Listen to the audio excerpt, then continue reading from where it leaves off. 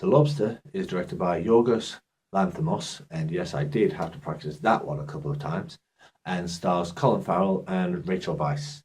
It is set in the rather ubiquitous dystopian near future where being single has been ruled illegal.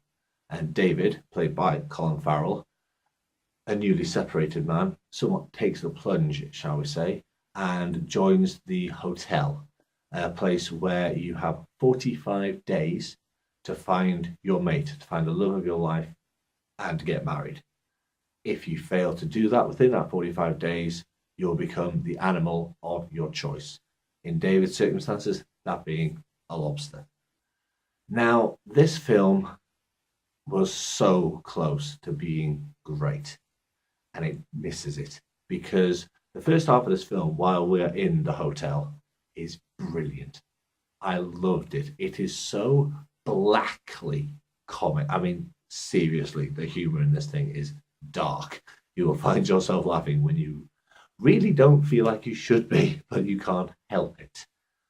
Everything is so relentlessly dreary and staid and grey, and it just works so well with the personalities of all the characters involved, and it creates these completely uniquely dark comic moments.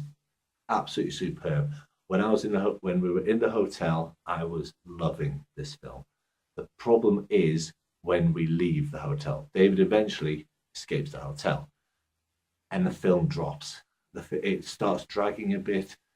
The humor essentially completely leaves the film, totally so. And I don't, it becomes more serious, but it also becomes more boring, essentially, and the pacing drops.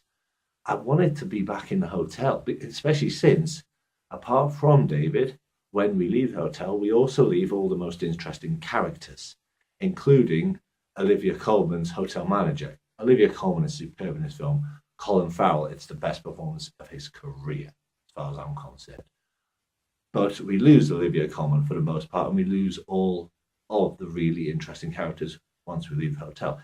It's not a bad film once we leave the hotel. I'm not going to say that, but it's just not as good as when we were there. Unfortunately, there is a noticeable drop off in pacing and quality once we do leave that initial environment. That being said, the ending to this film is brilliant. I think it'll piss off quite a few people, but I absolutely loved it. I thought it was quite brave. The whole film was quite brave, realistically. But I thought it really drove home the point of the film, the point of the satire, and I loved the ending. This is a really good film. I don't want you to think I'm ripping on this film because I'm not. I think it is a genuinely really good film, and I would recommend it. It just misses out on being a great film, and it had a good chance of getting it, but it does miss out on being a great